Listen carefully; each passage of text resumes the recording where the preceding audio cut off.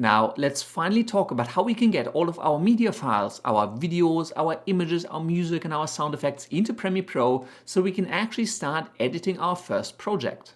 The panel that is going to be most important to that is the project panel, which by default I can see on the bottom left here. I'm going to make this panel a little bit bigger as well. Now there are quite a number of different ways to import media. The most obvious one is to come up into the main menu, select File, Import. This is going to pop open a file browser dialog, and then you can navigate to the folder on your hard drive where you have all of your media files stored. I'm going to go into the course materials folder, and you will be able to download all of these files as part of the course to follow along. But if you do have your own videos recorded already, I highly encourage you to use those instead. It'll likely be much more fun, much more personal, and for the purpose of the course, it doesn't really matter what video, image, music or sound effect files you're using. Under Jackalope, let's just import this bunny stare. You can also just select a whole bunch of them and simply hit open, and that's going to import all of those files directly into your project. All of those video files are now available in the project panel, and you can click through them, you can select them, you can hold down Shift and click to select a range of them, or hold down Control or Command on a Mac to select multiple files individually. Now I'm going to select all of my files with Control or Command and A, and then hit Delete on my keyboard to remove these files from my project. Now that won't delete the files from my hard drive, it'll just remove them from the project. Another way to import files into the project is simply to double click into some empty space in the project folder. Again, that's going to pop up the same dialog, and in here I can come in maybe into iPhone and import this Korean barbecue file. Again, it's going to get imported into my project and it's then available in my project panel. Again, I'm going to drag, click, select that and hit delete to delete that. Let's talk about probably the easiest way to get your files into Adobe Premiere Pro.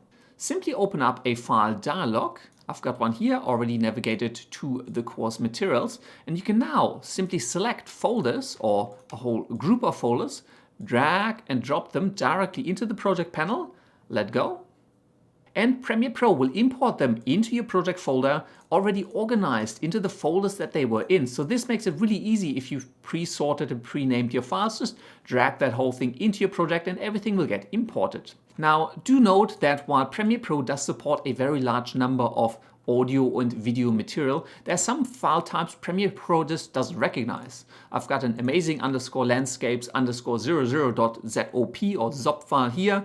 If I try to drop that into the project, Premiere Pro is actually going to say, I cannot import that file, I don't know what that is, my file format is not supported. Now, if that is a video file from your camera or your mobile phone and Premiere Pro complains, do make sure that you can play that file back on your computer. If not, maybe you are missing a codec like QuickTime that you need to install first so Premiere Pro can actually understand it. Now, it is also possible that the files are corrupted. So here I've got a Sony ZZX-2 outdoor shot.mp4. I know this is a bad file. If I drag and drop that into Premiere Pro again will give me a failure saying something like the file has an unsupported compression type or there's something else wrong with the file. So make sure you can play the file back on your computer, and then you should be able to drag and drop that into your project panel to import it into Premiere Pro.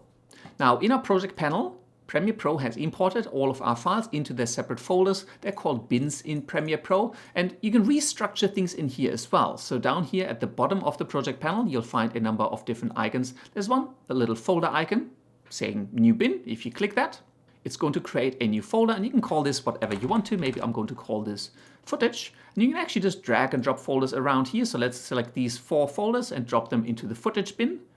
Again, this kind of makes it a bit nicer and easier. You can move things out and rename them in any way that you want simply by clicking on the name and then just giving it a new name. At the bottom of the project panel right now, we're in list view. You can also go into icon view. And well, this doesn't help us much, but if you double click onto the footage folder, and maybe let's double click onto Jackalope, you'll actually get little previews, little thumbnails here that preview you those files. And you can also just hold your mouse over them and kind of scrub right and left to kind of scrub through these clips very quickly. It just makes it a bit easier to see what the files are that you have imported into your project. Down at the bottom, you've got a little slider as well, so you can kind of make these images bigger or smaller. And if you find you have very little space in this panel, remember you can just right click onto this name, bin Jackalope, and select to undock. That's going to undock this bin, but you still have the project folder with your footage bin and the project. And you can now just resize this and move this off to another screen, and you can then select and use your footage from this separate window here. Let's just close this again, come back to the project panel.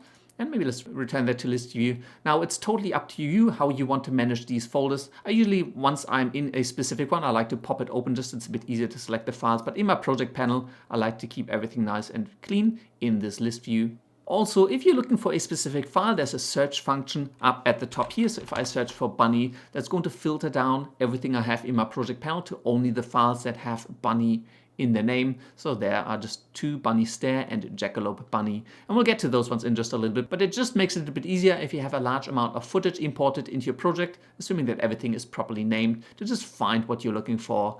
But now that we've imported all of this footage into our project, let's look at sequences and how to create an actual video edit in the next lesson.